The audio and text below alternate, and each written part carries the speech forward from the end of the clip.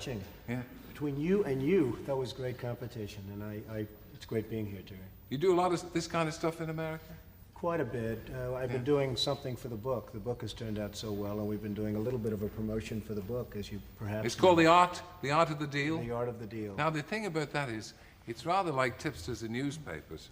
I mean, if you start telling everybody how to make a good deal, everybody's going to make $3 billion like you. The book is and costing then me a you no fortune. longer be exclusive. That's right. It's costing me a fortune, because everybody that I'm dealing with is going out and analyzing the book, and they have me figured out totally, of course. So, you know, it's been a lot of fun. It's been the #1 best-selling book in America for many, many weeks, and it's been excellent. And you need the money, of course.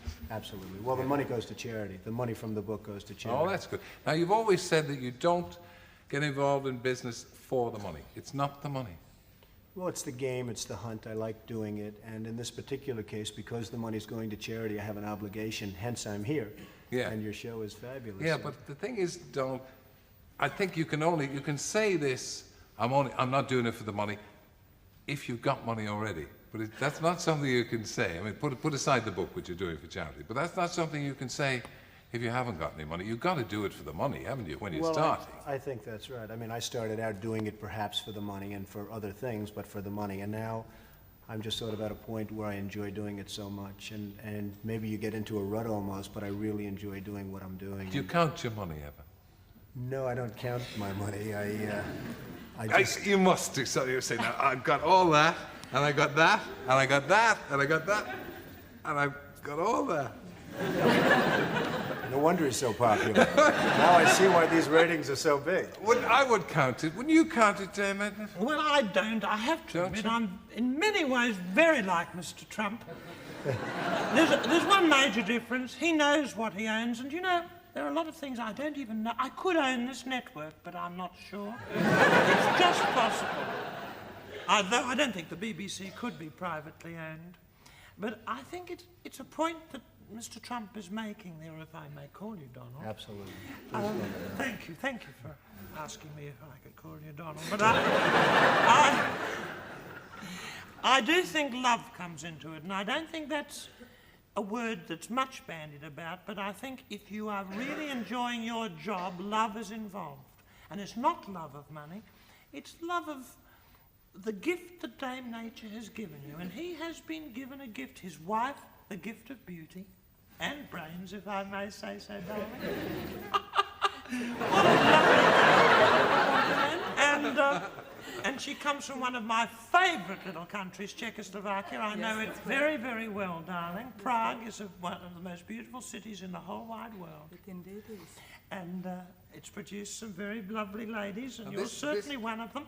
Yeah. But the point I'm trying to make is that once you're involved in something where you are achieving, then love comes into it. And the money is just a bonus. The money is a bonus. To me it is. If I was out there, I'm a famous actress, by the way. Absolutely. If it was just for the money, I think the public would smell it. I think they would. And I think greed is a very disfiguring thing. And I've seen greedy rich people and rich people who are not necessarily victims of that horrible, disfiguring vice. I think we have a lot in common, these little Trumps. I was going to ask this little Trump. You're an Olympic skier. I've been in training. I For won the- my first ski race when I was about 6 years old, and I was just... And you met at the Olympic Games in Montreal. We did. During the summer. Yeah. Yes. Now tell me, obviously you married for love, but did you quickly see in Ivana a business ability? Well, she does. She has a great business ability. Yeah, because she runs your casino in Atlantic City. She was running that, and now I've taken Ivana because she's so talented and so good, and I put her into the Plaza Hotel in New York City, and that's a hotel I know you love. I adore and that's it. a hotel you stay at all the time. I always stay at the Plaza. I love that oak room, you know. Absolutely. And you are the president of the Plaza. How gorgeous. That's correct, yes. Lovely. Does he pay you a very big salary for being the Just can't get away. People No, I always get talk money around you, Yes, don't they? I get $1 a year. $1 a year. Do you have any other perks?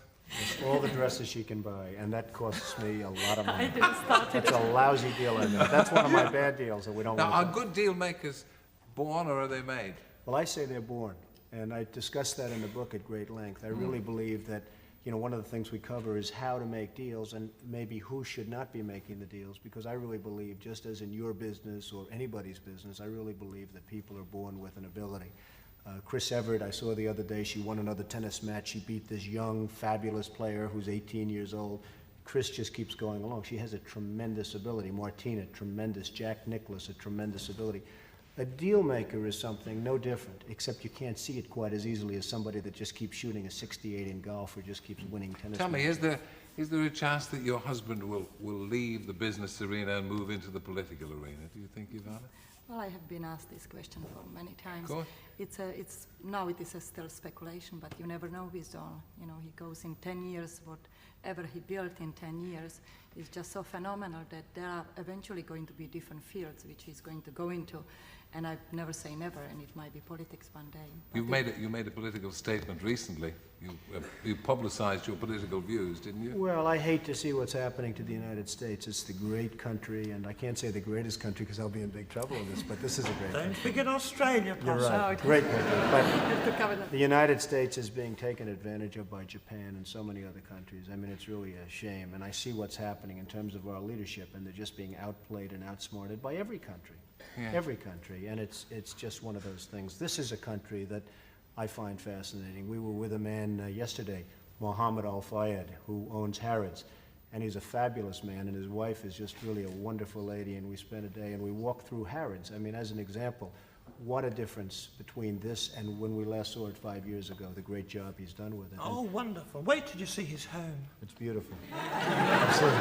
Oh, you've been there too. It's really You see, I have to say, Donald, you can't be anywhere that the dame hasn't been. She's, world renowned. well, yes, of course. A lot of people, now I just said that because a lot of people think he lives in Harrods, but he doesn't. In the bedding department. No, he's got his own Bedding place. department. Have you have never put yourself on the line, and you are a leader. Politically. Women would look to you for leadership, and I men. know, I would. I think I'd be very successful in the political field, but looking at this gorgeous woman, I'm thinking to myself, because I'm a little bit psychic, darling, and I'm thinking, a first lady, yes, your first lady material, you'd be the first lady who didn't look like all the others, wouldn't you, really?